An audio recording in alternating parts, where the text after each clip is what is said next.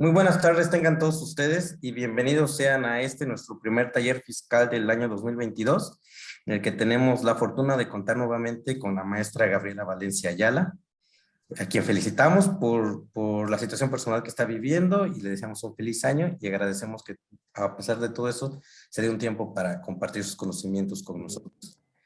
Para quienes no la conocen, la maestra Valencia ha sido una ponente recurrente de nosotros y la intención es que sea nuestra ponente principal en este taller fiscal, que también tenemos la intención de que se dé la primera semana de cada mes.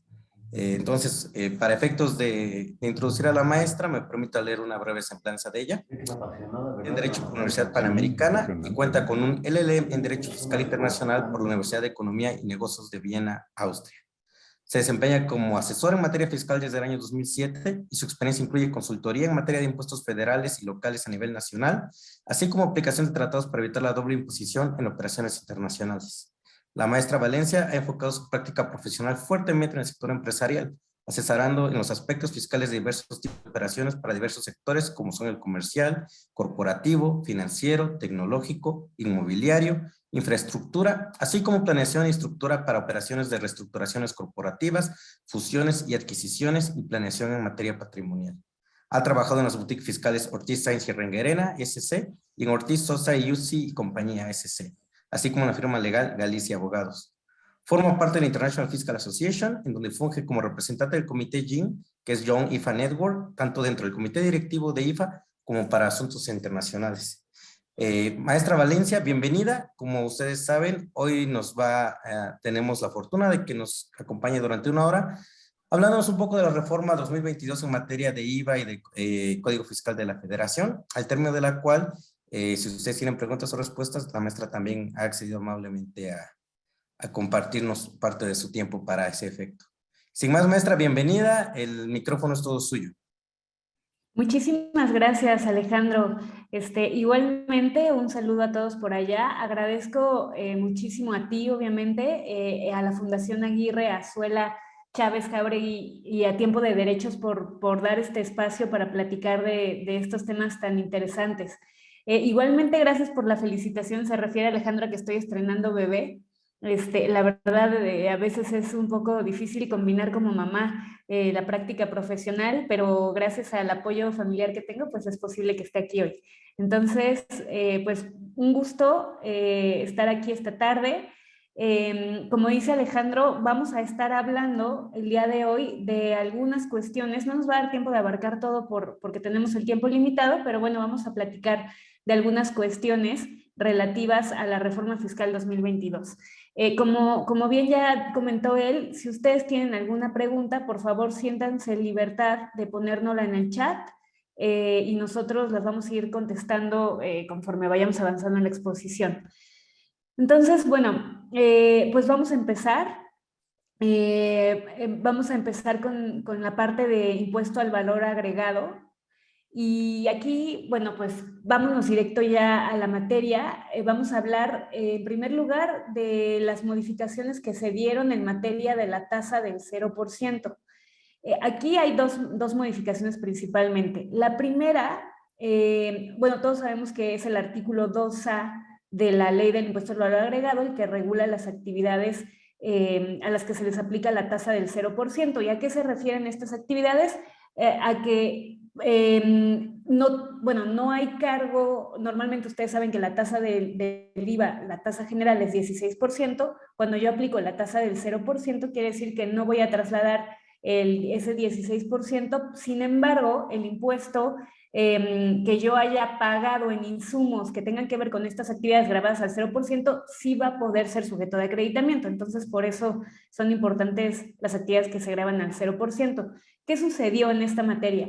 Bueno, en primer lugar, se aclaró que se encuentran sujetos a esta tasa las medicinas de patente y productos destinados a la alimentación humana y animal. Antes de la reforma, la regla solamente se refería a productos destinados a la alimentación. Ya igualmente anterior a la reforma, se suscitaba esta cuestión de que si cuando la ley del IVA se refería a productos destinados a la alimentación, se refería únicamente a los humanos o podía incluir también los de carácter animal. Como la ley no lo especificaba, hubo dos cuestiones. La primera, se dio lugar a la emisión de un criterio normativo por parte del SAT, en donde es el criterio 11 IVA-N, productos destinados a la alimentación, en donde el propio SAT interpretaba que se entendía por productos destinados a alimentación aquellos que sin requerir transformación o industrialización adicional se ingieren como tales por humanos o animales para su alimentación. Entonces, ahí está el criterio normativo del SAT, en donde el SAT decía, oye, yo entiendo que sí es productos animales y de consumo humano y animal. Pero, sin embargo, posteriormente se emitieron ciertas tesis por parte tanto de órganos administrativos como judiciales. En este caso, por citar un ejemplo, hay una tesis de la primera sala de la Suprema Corte en donde se refiere específicamente a que al interpretar la norma, estaba analizando el principio de equidad en esta tesis, y se refirió a que al interpretar la norma no cabía la interpretación de que se refería a productos de consumo animal, sino solamente a productos humanos.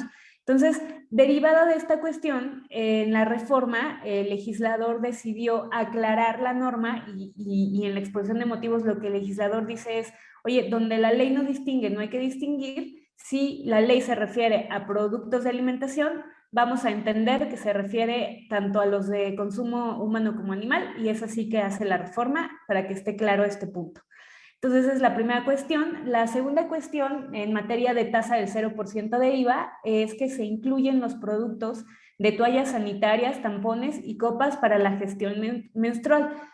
Aquí es importante decir que, bueno, el legislador se da cuenta de que el hecho de que se graben estos productos anteriormente al 16%, pues los encarecía y hacía que sectores que están afectados por situaciones económicas, sectores de bajos recursos, pues no tuvieran acceso a estos productos. Entonces, se hace la reforma con el objetivo de precisamente que estos sectores no tengan este 16% adicional sobre el costo del producto, y además, bueno, para ceñirse a criterios como son criterios que ha emitido el Fondo de las Naciones Unidas en cuanto a la importancia de que todos los sectores tengan acceso a estas cuestiones para evitar problemas de salud, ¿no? Principalmente. Entonces, bueno, eso por lo que hace al tema de la tasa del 0%. Segundo tema en materia de IVA, y ya entramos directo a la parte del acreditamiento en materia de IVA. Ustedes recordarán, o sea, como preámbulo de esta modificación, que para efecto del acreditamiento de IVA, que se refiere a la situación en donde yo como contribuyente tengo IVA que pago de los insumos que utilizo. Entonces, digamos que mis proveedores me trasladan IVA. A ese IVA lo llamamos IVA acreditable, es el IVA que yo pago.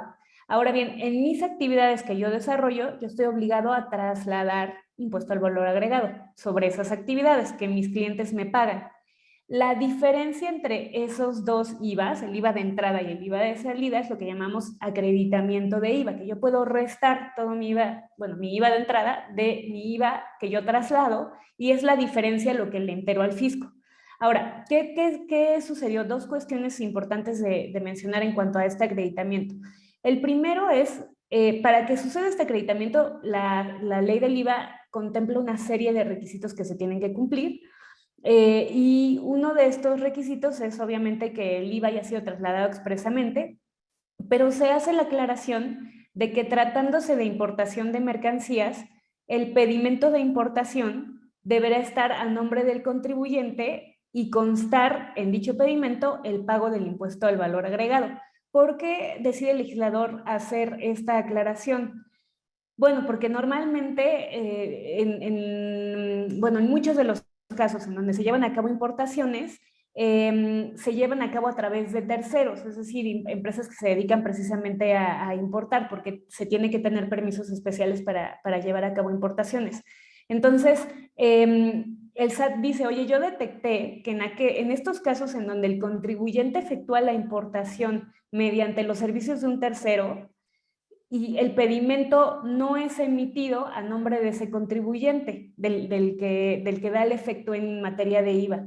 Y entonces el legislador considera que no se reúnen los requisitos para acreditar que efectivamente se realizó el pago del impuesto por la importación.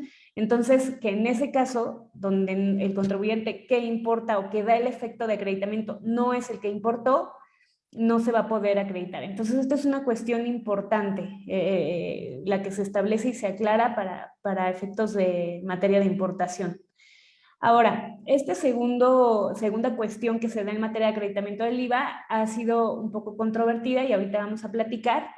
Se refiere a la inclusión para efectos de calcular la porción acreditable del impuesto. Debo de incluir los actos o actividades no objeto del IVA. A grandes rasgos, ¿en qué afecta esta modificación? Bueno, como ya les decía, para efectos del acreditamiento, yo tengo IVA de entrada e IVA de salida que voy a restar. Pero tengo reglas que me dicen que si yo como contribuyente tengo operaciones que están grabadas y están exentas, no puedo acreditar todo mi IVA de entrada, sino que tengo que calcular una proporción por el IVA de las actividades que no está identificado con grabadas o exentas, sino que se ocupa para toda la actividad. Tengo que sacar una proporción digamos, de cuánto de ese IVA no identificado corresponde a actividades exentas y no es acreditable, ¿ok? Porque el IVA que yo pago para insumos que ocupo en actividades no grabadas, o en este caso exentas, no se puede acreditar. Entonces, ¿cuál es la cuestión que se ha discutido mucho en este cambio? Bueno, que si yo incluyo dentro, para poder calcular esta proporción del acreditamiento, yo incluyo actividades no objeto del IVA, y aquí me gustaría explicar qué es una actividad no objeto del IVA, pero bueno, la idea con la que quiero que se queden es, eso me diluye la proporción en la que yo puedo acreditar IVA, ¿ok? Me disminuye mi IVA acreditable. Entonces, ¿qué hace la ley? En primer lugar, introduce un artículo en donde define qué se entiende por un acto o actividad no objeto del impuesto al valor agregado. Y nos dice que son aquellos que el contribuyente, son actos no objeto, los que el contribuyente no realiza en territorio nacional, o así como aquellos diferentes a los establecidos en el artículo 1 de la ley.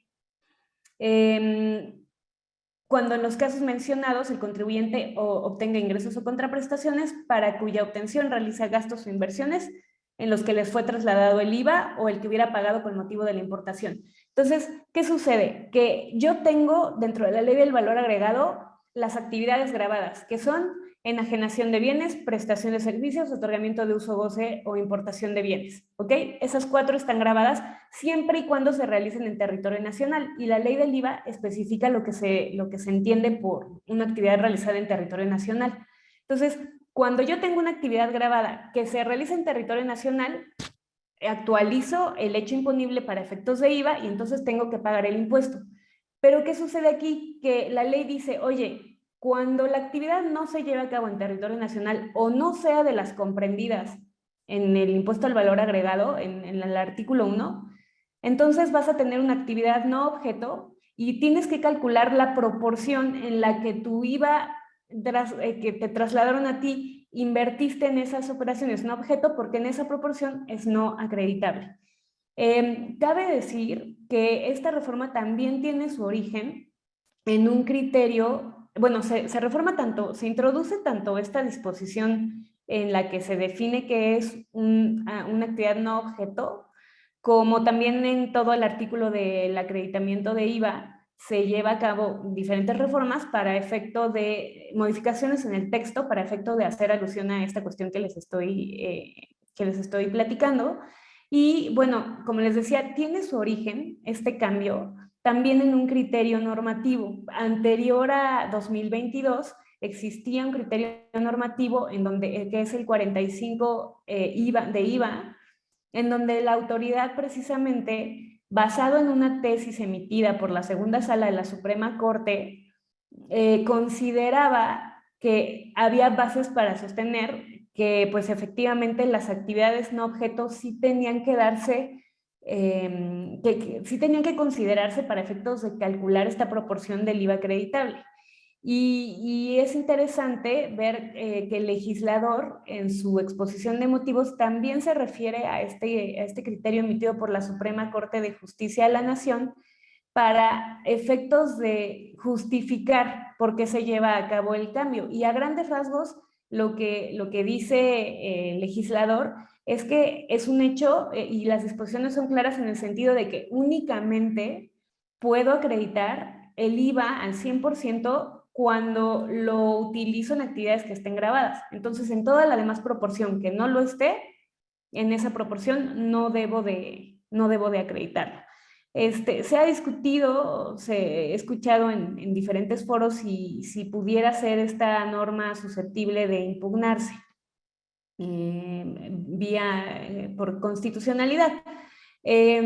Aquí habría que analizar y recordemos que en muchas ocasiones ya la Corte en materia de amparo fiscal pues no está, los criterios que está emitiendo pues no han sido muy en pro de los contribuyentes en los últimos años, por eso ya el amparo fiscal ha disminuido de forma importante, pero bueno, aquí valdría la pena analizar si pudiera haber alguna violación, por ejemplo, el principio de legalidad tributaria, en cuanto a que es muy amplio el concepto de no objeto, de actividades no objeto de IVA. Quizá en cuanto a la definición del mismo, pues podemos hablar de que hay cierta inseguridad jurídica en cuanto a que no está completamente claro el concepto para efectos de los contribuyentes, ¿no? Entonces, bueno, eso por lo que hace al tema de acreditamiento y la inclusión de las operaciones no objeto.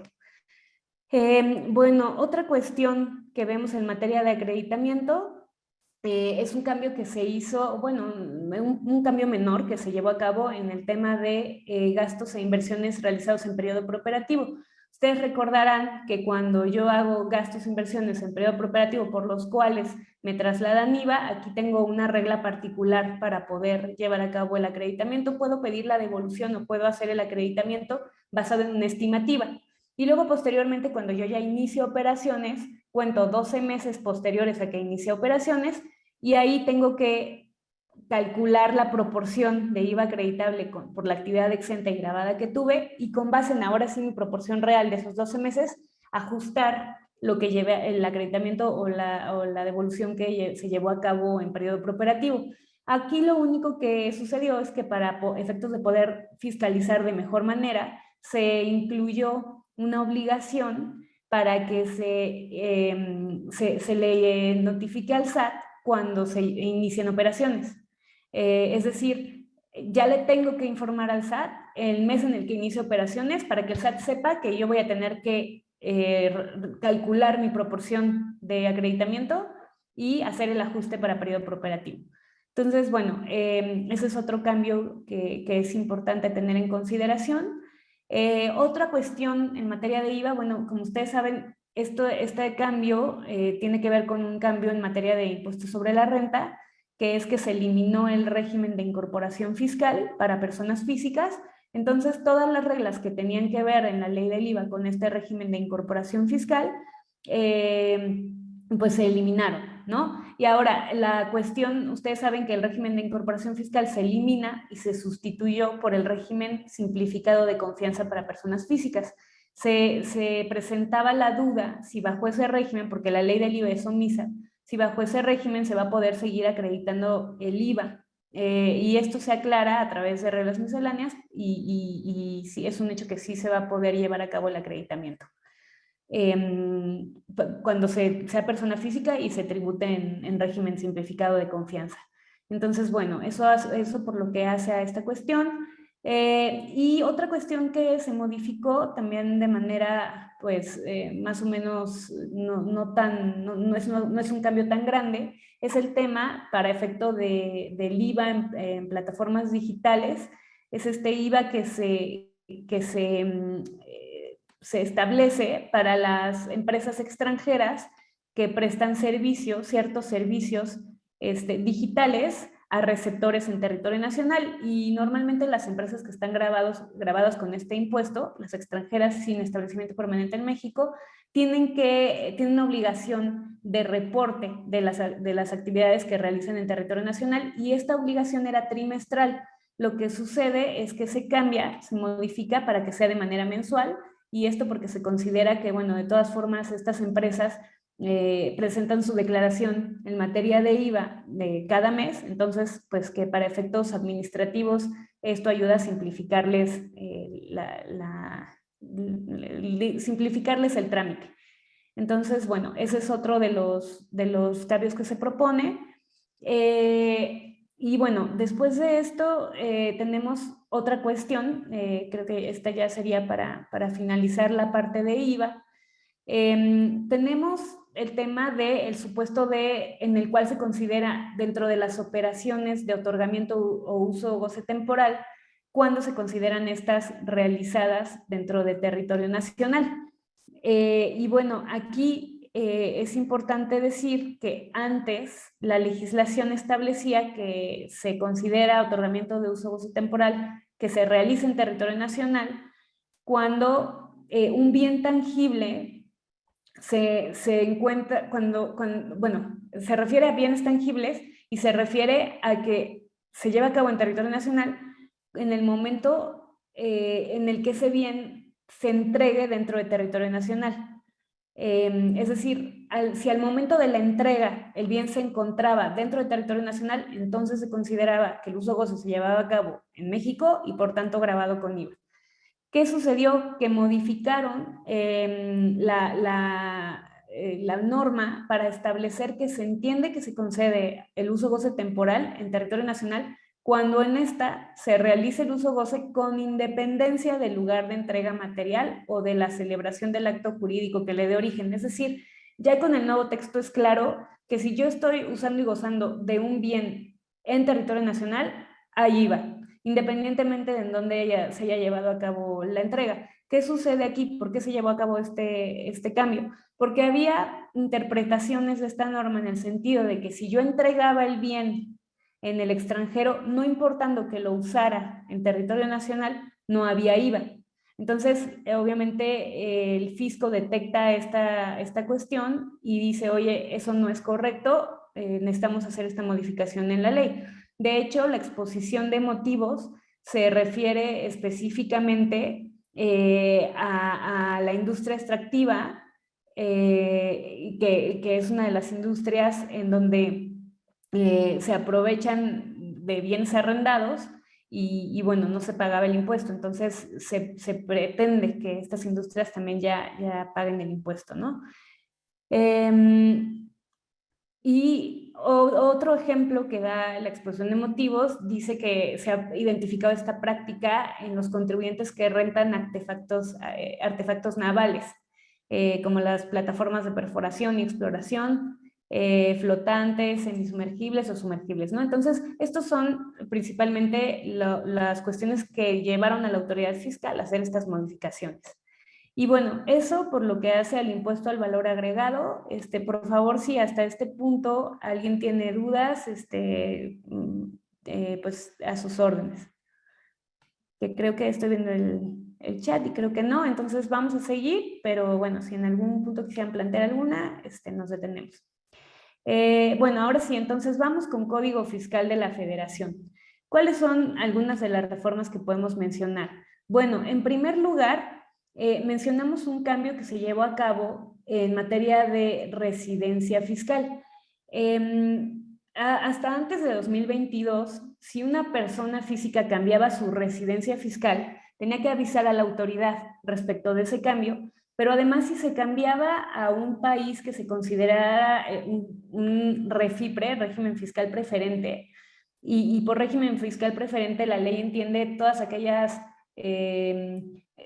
no solamente jurisdicciones, sino países en donde por alguna norma o alguna especie de reglamentación se da una tributación preferencial que es menor al 75% de lo que se tributaría en México.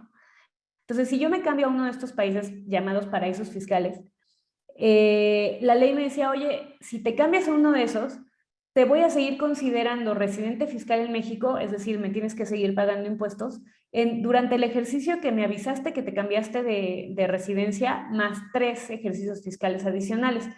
Esta cuestión de seguirse considerando residente fiscal no era aplicable cuando tuviera México celebrado con el país a donde se cambiaba la persona física un acuerdo amplio de intercambio de información. Ahora, esta regla se modifica, ¿y se modifica para qué? La posesión continua, es decir, que... En primer lugar, se modifica para establecer que ahora el aviso para cambio de residencia aplica no solamente a las personas físicas, aplica también para las personas morales. Y bueno, si esta persona física o moral se cambia de residencia o bueno, no puede acreditar que se cambió de residencia o se cambia a un refipre, a un paraíso fiscal, se va a seguir considerando como residente en México por el ejercicio en el cual lleva a cabo el aviso de cambio de residencia y por los 5 ejercicios siguientes, es decir, el periodo se alarga bastante y bueno, de hecho coincide con, por ejemplo, la facultad de la autoridad para auditar, ¿no? Que son 5 años. Entonces, bueno, se modifica en esa parte la regla y también se modifica que no únicamente bueno, que esta regla de cambio de residencia no aplicará si se cuenta con un acuerdo amplio de información con el país, pero no solo eso, también se debe de contar con un tratado internacional que posibilite la asistencia administrativa mutua en la notificación, recaudación y cobro de contribuciones. Entonces, digamos que en este sentido se vuelve más difícil cambiarnos de residencia y más difícil me refiero porque en este supuesto, si nos vamos a un país que no cumple con estos requisitos, pues nos vamos a seguir considerando residentes en México y por ende tenemos que seguir pagando impuestos en el país. Entonces, bueno, esta cuestión nada más para que lo tomen en cuenta, lo que se da como justificación por parte del legislador es que se lleva a cabo esta modificación para dotar de instrumentos a la administración tributaria frente a la imperiosa necesidad de que la regulación fiscal sea eficiente, eficaz y orientada a fortalecer el cumplimiento de obligaciones, tomando en cuenta los retos derivados de la movilidad de personas físicas, las nuevas tecnologías y la necesidad de evitar el fenómeno de apátrida tributario, es decir, personas que no tributan en ningún país, ¿no? Entonces, me quise referir específicamente a lo que dijo la Cámara de Diputados en este caso, de este cambio, porque muchos de los cambios que se dieron en el Código Fiscal de la Federación tienen que ver con esta cuestión de que la autoridad fiscal cuente con las herramientas necesarias precisamente para poder fiscalizar, ¿no? Entonces, bueno, a mí me parece interesante. ¿Cuál es otro cambio que tenemos en materia de Código Fiscal de la Federación? Perdón, maestra, ahí tengo una pregunta, si me permite. Claro que sí. ¿Existe un periodo de supervisión o de vigilancia respecto a mi residencia efectiva por parte de la autoridad? Se me ocurre este ejemplo, por ejemplo. Si yo anuncio que me cambio de residencia fiscal, por ejemplo, a Estados Unidos, pero 2, 3 meses después, o sea, y realmente tengo residencia efectiva una semana, un mes en Estados Unidos, y de ahí me mudo a Barbados. Quedo libre de esta disposición, ¿no? A ver. ¿O es por ejercicio fiscal? No, o sea, en esta disposición a lo que se refiere es, durante el ejercicio que tú te cambias, le tienes que avisar. Ajá, pero digamos, me va a seguir tratando como residente en México si me muevo directamente a un paraíso fiscal. Pero si en medio pongo una residencia en un país que no es un paraíso fiscal, ya no voy a quedar dentro de esta disposición. O sea, tú dices, yo doy mi aviso, o sea, sí, en tu supuesto sí das aviso. Ajá, doy aviso y me voy a Estados Unidos. Y te vas a Estados Unidos, y luego tú... Una semana, 2 semanas después, un mes después, voy a las Bahamas. Bueno, ahí yo lo que te diría es, número 1, la autoridad fiscal mexicana podría considerar, si te cacha, porque bueno, pues habría que ver, ¿no? Que estás haciendo una planeación indebida, ¿no? Y podría ver tus motivos para llevarla a cabo y ver si no hay la comisión de un delito fiscal involucrado, ¿no? O sea, pero número uno sería el hecho de que la autoridad fiscal detecte que te cambiaste a Estados Unidos para luego cambiarte a otro país. Y luego tienes las reglas en Estados Unidos que seguramente son mucho más estrictas que en México, a ver si Estados Unidos te deja irte, ¿no? Así a un paraíso fiscal. Pero sí, efectivamente, o sea, yo creo que aquí la cuestión respecto del gobierno mexicano es que es quizá difícil que pueda detectar esa situación en el supuesto en el que en el que tú lo consideras. No sé si tú tengas otra opinión al respecto. No, me llamaba la atención precisamente porque parece que quieren detectar este tipo de, o sea, quieren atrapar este tipo de, ¿cómo le llamamos? Migración tributaria. Pero quizás no tienen los controles suficientes para, pues, para detectar este tipo de situaciones que se me ocurrió nada más mientras estaba hablando usted. Pero bueno, o No, sea, interesantísimo el caso que dices, porque pues sería la salida fácil, ¿no? Pues sí, o sea, el tema es cómo te va a fiscalizar la autoridad, cómo va a darse cuenta de eso. A menos que fuera a través de un intercambio de información, se me ocurre, por ejemplo, ¿no? sí, pero o sea, lo que voy a decir no es una obligación como continuada, es una obligación de inmediatez. Yo aviso que en este momento me estoy mudando a otro país. Lo Exacto. que me mudes a Sí, otro país ya no es competencia del fisco mexicano. claro, sí, de acuerdo. Ahora, si te cambiaras, por ejemplo, se me ocurre una empresa que se cambie, una persona moral que se cambie de residencia a Estados Unidos y tengas un régimen preferente, por ejemplo, en materia de regalías y resulta que en tu tributación general no estás tributando a más del 75 de lo que tributarías en México, puede ser que ahí, Considerado. de todas formas, seas considerado residente en México. O sea, no por el Ujú. país ya podemos decir, Sí, ya estoy a salvo. No es por el régimen tributario que nos está aplicando. claro. Muchísimas. Perfecto. Bueno, siguiente cambio, tenemos uno referente a fusiones y escisiones. ¿Qué pasa en una fusión y escisión? Que para efectos fiscales, por regla general, cuando yo llevo a cabo uno de estos actos corporativos, se entiende que estoy llevando a cabo una enajenación y por ende tendría que estar calculando el impuesto que se derive de esa enajenación, que se da por virtud de la fusión o escisión. Sin embargo, tenemos reglas para darle neutralidad a ese acto. ¿Y a qué me refiero por neutralidad? Pues a que no esté precisamente grabado. Estas reglas son diferentes y cambian dependiendo si estamos hablando de fusión y escisión, pero bueno, si yo cumplo con ellas, entonces puedo considerar que no se da la enajenación y que no tengo efecto fiscal en estos actos. Ahora bien, hay algunas cuestiones en donde si se actualizan los supuestos de ley, sí se considera enajenación y sí tengo que llevar a cabo el cálculo de impuesto.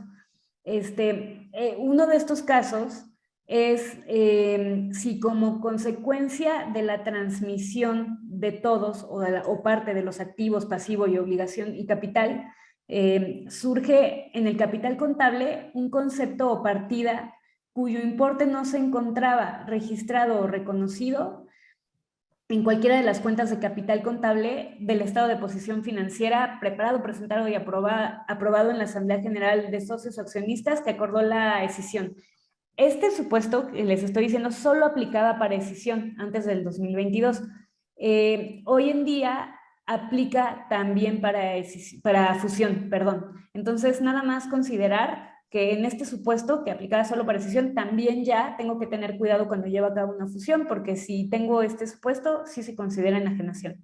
Ahora, otro cambio en materia de fusiones y escisiones, y lo que entiendo es que el cambio se realizó principalmente para evitar que a través de estos actos se lleve a cabo la transmisión indebida de pérdidas o se evitar impuestos, así lo menciona el legislador. Bueno, se otorga una facultad a la autoridad fiscal para que en el ejercicio de sus facultades de comprobación, es decir, en auditoría, cuando detecte que si una decisión o fusión carecen de razón de negocios o bien no se cumplen con todos los requisitos para que sea neutral, se debe determinar el impuesto correspondiente a la enajenación considerando como ingreso acumulable la ganancia derivada de fusión o escisión. Entonces, bueno, para estos efectos se tiene que verificar si existe o no una razón de negocios, ¿no? Y aquí lo que nos dice la ley es que para efectos de verificar esta cuestión, la autoridad puede tomar en consideración las operaciones relevantes relacionadas con la operación de fusión o escisión llevadas a cabo dentro de los 5 años posteriores y los 5 años anteriores. Entonces, aquí es importante que tenemos una nueva facultad de la autoridad para que en estos actos ella, cuando los audite, determine si, bueno, pueda analizar si hubo o no una razón de negocios para llevar a cabo estos actos corporativos. Y si hay operaciones relevantes, eso le va a ayudar a la autoridad a determinar si efectivamente estamos ante una fusión que tenga razón de negocios. Pero lo importante es que se van a analizar estas operaciones relevantes 5 años anteriores y 5 años posteriores a la fusión. Entonces, bueno, es un periodo muy largo en el cual la autoridad puede venir a revisarme la fusión o escisión que llevé a cabo. Y hay un listado de lo que se entiende por operaciones relevantes. Por poner algunos ejemplos, nos dice, oye, en donde se otorgue el derecho sobre actos o utilidades de la sociedad fusionante, escindente, escindida o escindidas, en caso de cualquier tipo de reducción de capital o liquidación, cuando se disminuya o aumente en más del 30% el valor contable de las acciones de la fusionante, escindente, escindida o escindidas, en relación con el valor determinado de estas en la fecha de fusión o escisión, ¿no? Entonces, si con motivo del canje accionario el monto de las acciones cambió en más del 30%, pues esa es una operación relevante. Se disminuye o aumenta el capital social de las fusionantes, escindentes, escindidas, tomando como base el consignado en el dictamen.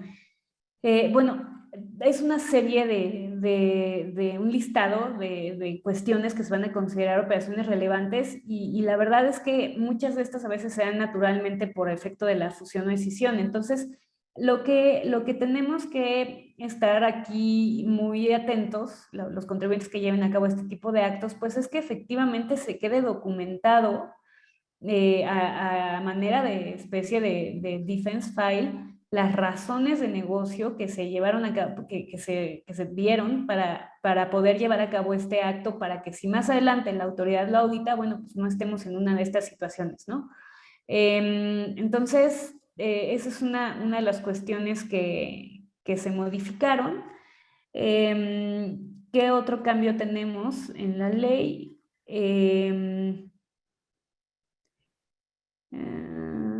Perdón, es que perdí mi archivo en donde lo estaba viendo. Sí, de acuerdo. Y bueno, ahora, posterior a este cambio, ¿qué más tenemos en el Código Fiscal? Bueno, vamos a entrar en materia de certificados de sellos digitales y vamos a hablar de nuevos supuestos en donde la autoridad puede negarme su otorgamiento o en donde puede dejarlo sin efectos o en donde puede restringirlo, o sea, supuestos adicionales a los que ya teníamos en la ley. Entonces, bueno, la primera es, la autoridad me puede negar el otorgamiento de un certificado de sello digital o de una firma electrónica en dos supuestos.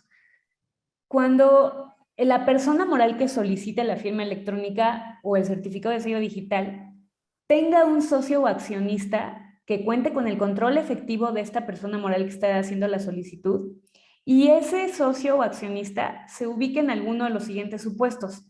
Actualice alguna causal por las que queden sin efectos comprobantes fiscales digitales. Agota el procedimiento de restricción temporal de certificados de sellos digitales y no subsane las irregularidades o causas que lo motiven. Se encuentra listado de manera definitiva en el 69B, entre paréntesis, operaciones inexistentes, factureros. Se encuentra listado de manera definitiva en el listado de transmisión indebida de pérdidas, 69 bis. Tenga créditos fiscales a su cargo firmes, es decir, que ya no se pueden impugnar. Tenga a su cargo créditos fiscales determinados que, siendo exigibles, no se encuentren garantizados o pagados en las formas que pide el Código Fiscal. no se encuentre localizable, cuente con sentencia condenatoria por delito fiscal, cuente con un crédito cancelado en las cuentas públicas por incosteabilidad en el cobro, por insolvencia del deudor o responsable solidario. Todas estas, si alguno de los socios de quien solicita e-firma o certificado de sello digital se coloca en estos supuestos, el SAT me va a negar el otorgamiento del certificado de sello digital o de la e-firma. Pero no solo eso, sin mis accionistas, todo, o sea, yo como persona moral que solicito esta firma o el certificado de sello digital, no caigo en ninguno de estos supuestos, pero resulta que soy un accionista que tiene el control de otra persona moral, que no es la solicitante, y esa persona moral cae en alguno de estos supuestos que les acabo de mencionar, entonces también me lo pueden negar. Entonces, como pueden ver, pues sí se vuelve, pues hay una serie de requisitos en los cuales si se colocan los accionistas u otras empresas controladas por ellos, pues ya la autoridad me va a negar la e-firma o el certificado de sello digital, ¿no? Entonces es importante tomar en consideración. Ahora, en cuanto a ciertos supuestos de certificados de sellos digitales para que estos queden sin efectos, hay un listado en la ley de cuándo se considera que estos en qué supuestos estos quedarán sin efectos. Y bueno, hay un procedimiento, hay un procedimiento para subsanar irregularidades, es decir, cuando yo caigo en una irregularidad y me dejan sin efectos el sello digital, puedo subsanar esa irregularidad a través de un procedimiento. Ahora bien, se establece, o se adiciona una norma para establecer que ese procedimiento para regularizarme no lo pueden llevar a cabo personas que hayan caído en el supuesto de restricción temporal de sellos digitales y no hayan subsanado la irregularidad. Hayan caído en el supuesto presunción de inexistencia de operaciones, 69, y no hayan podido acreditar que sus operaciones eran reales y por tanto están listados definitivamente. O cuando hayan caído en la presunción de transmisión indebida de pérdidas fiscales y efectivamente tampoco hayan podido acreditar que no hubo transmisión indebida de pérdidas y por tanto están listados. Entonces, esas personas no van a poder llevar a cabo procedimientos cuando les dejen sin efecto su certificado de sello digital. Entonces, bueno, es importante que tomar en cuenta que es claro que la autoridad en estos casos pues está muy renuente a que esos contribuyentes puedan realizar facturación, ¿no? Porque pues al cancelarle sus certificados de sello digital es imposible llevar a cabo facturación. Y bueno, para seguir con este tema de los certificados de sellos digitales, se agregan algunas causales de restricción temporal para estos sellos.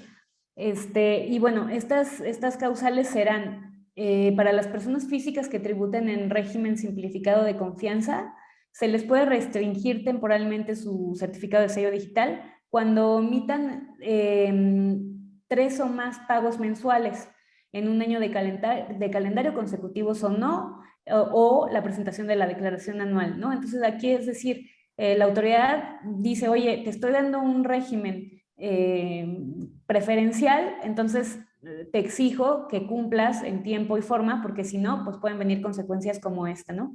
Otra de las causales es que se detecte que el contribuyente actualizó una o más de las conductas de infracción consistentes en oponerse a que se practiquen visitas domiciliarias, que no suministre documentos e informes, no proporcione contabilidad y en general no aporte elementos para verificar el cumplimiento de obligaciones, ¿no? Entonces, pero esto nada más va a ser aplicable cuando la autoridad fiscal haya notificado al contribuyente multa por reincidencia. Entonces, en este caso, también me pueden cancelar mi sello. Bueno, restringir su uso. Se aclara que las personas que hayan dado efectos a las facturas emitidas por los famosos EFOS, es decir, empresas factureras, y no hayan ejercido, o sea, yo soy una persona que contrata con una empresa que salió listada en el 69 ya de forma definitiva, yo tengo un periodo de 30 días para ir a acreditar que la operación que celebré con ella sí es real. Entonces, lo que dicen aquí es, oye, si no ejerciste el derecho en estos 30 días a personarte ante el SAT y demostrarle que la operación era real, O habiendo ejercido tu derecho a demostrar las pruebas que proporcionaste no fueron suficientes y se consideró que no lograste comprobar la realidad de las operaciones, ahí también a ti, esos son los famosos EDOs, empresas que deducen comprobantes de operaciones que se consideran inexistentes, también a esta persona le pueden restringir temporalmente el sello digital. Igualmente se aclara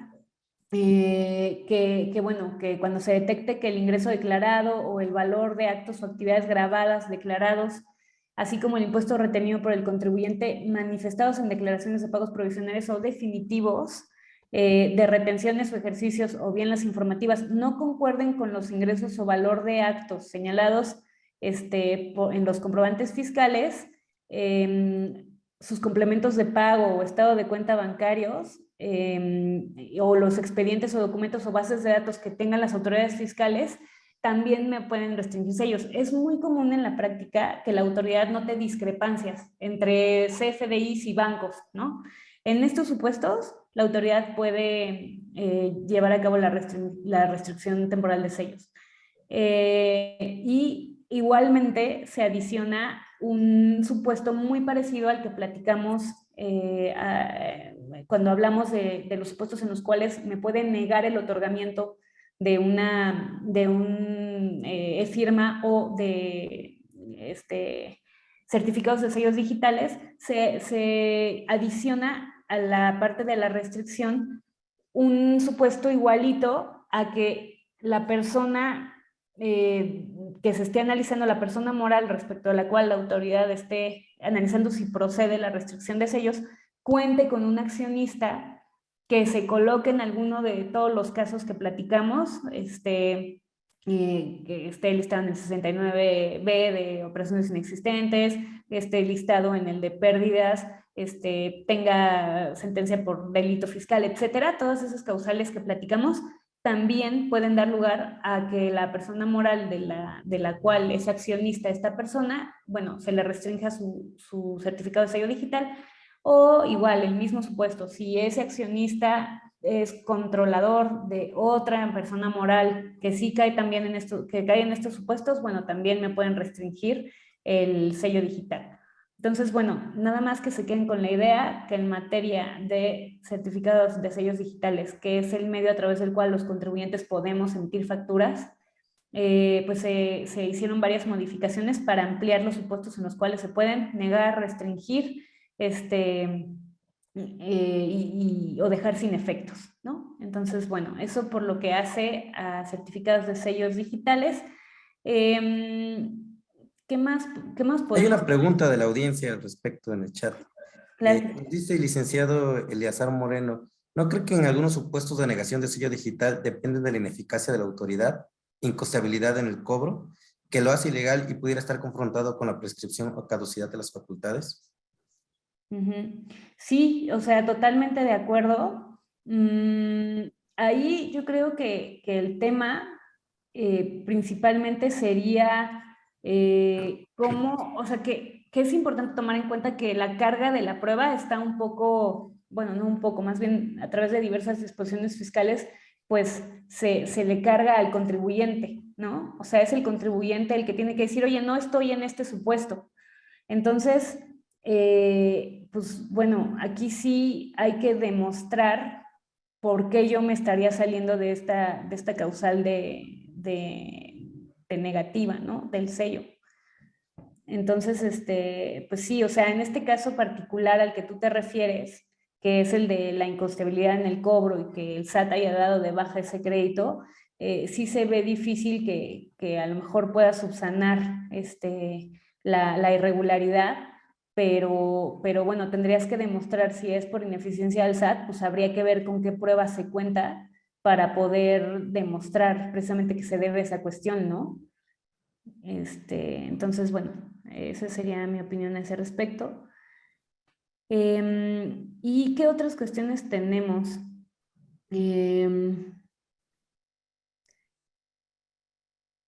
Perdón, es que aquí otra vez se me perdió un millón.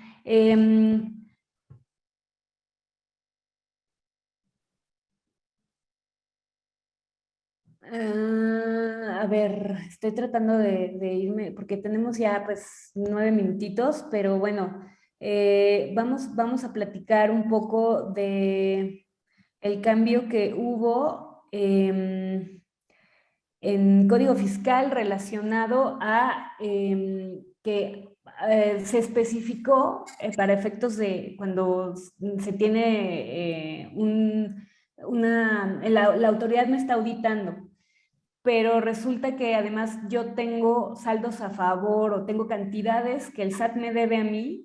Se hizo una adición de una norma para establecer que como opción para los contribuyentes sujetos al ejercicio de facultades y en concreto sujetos a visitas domiciliarias o revisiones de gabinete, que consistente en que esta opción consiste en que pueden corregir su situación fiscal a través de la aplicación de las cantidades que tengan derecho a recibir de la autoridad fiscal por cualquier concepto contra las contribuciones omitidas y sus accesorios.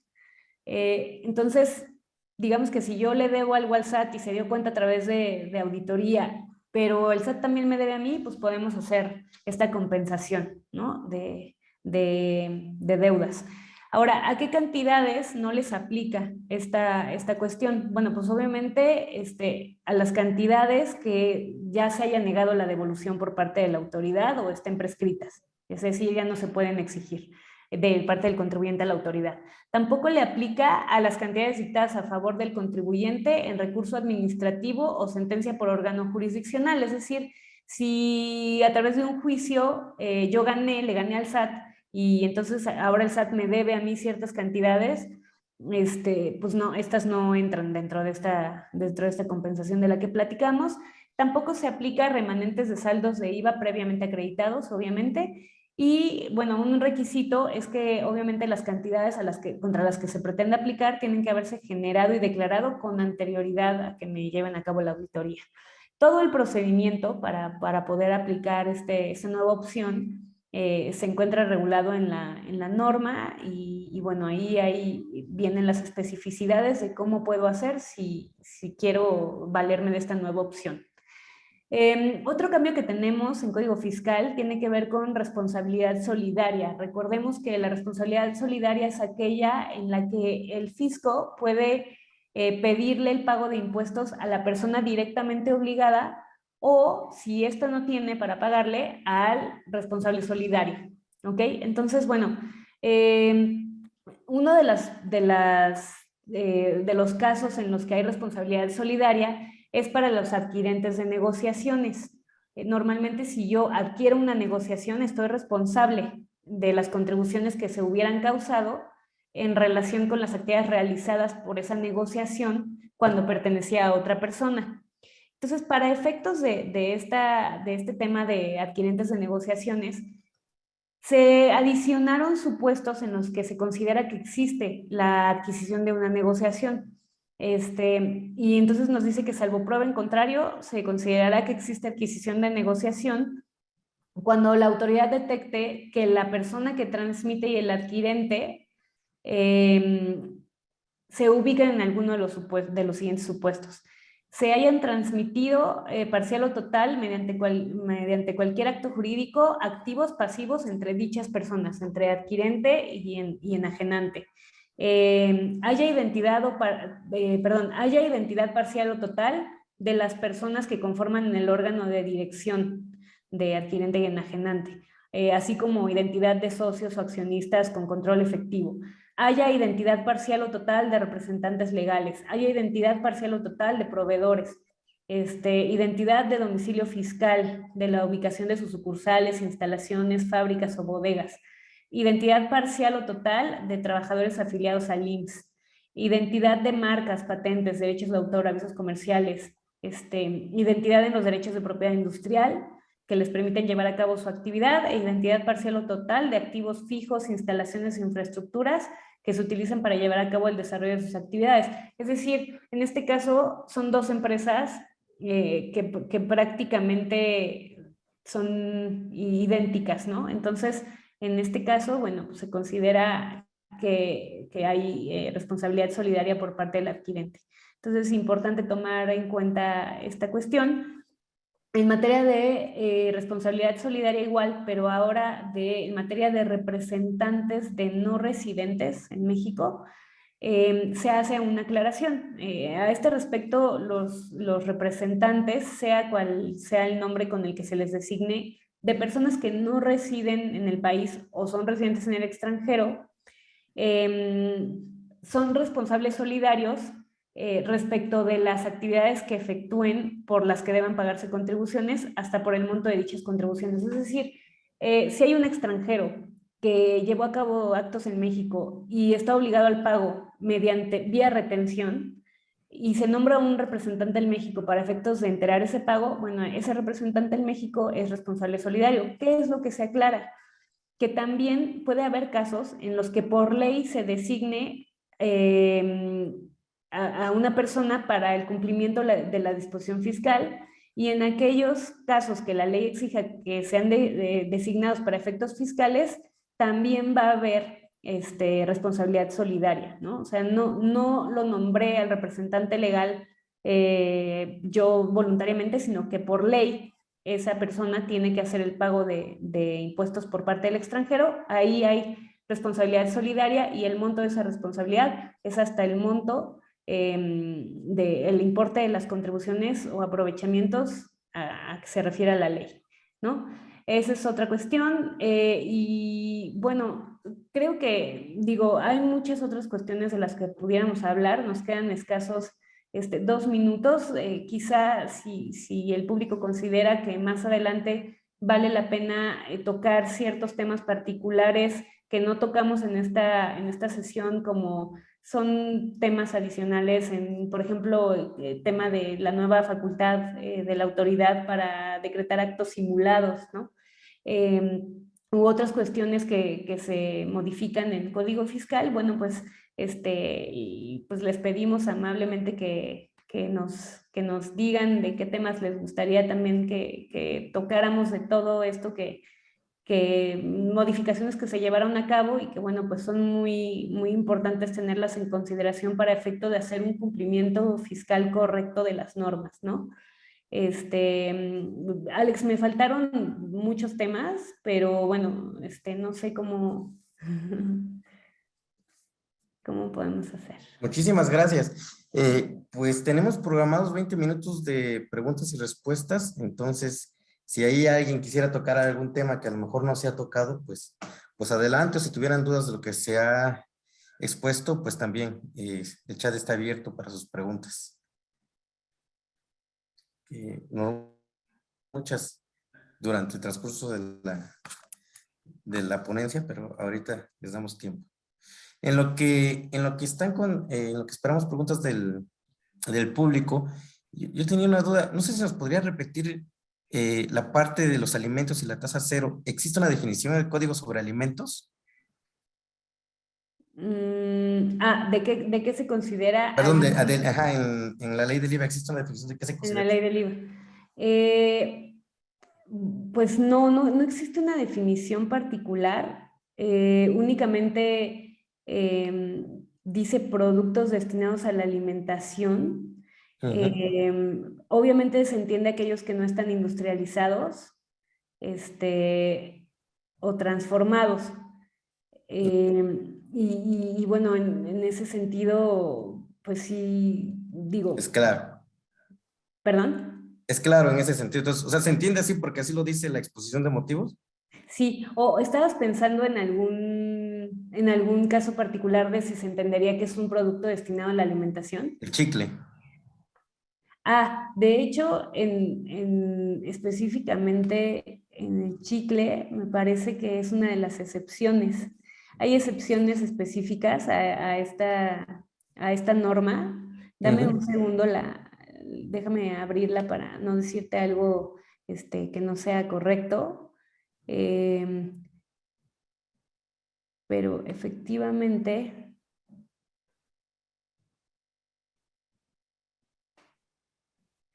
en el 2A de la tasa cero,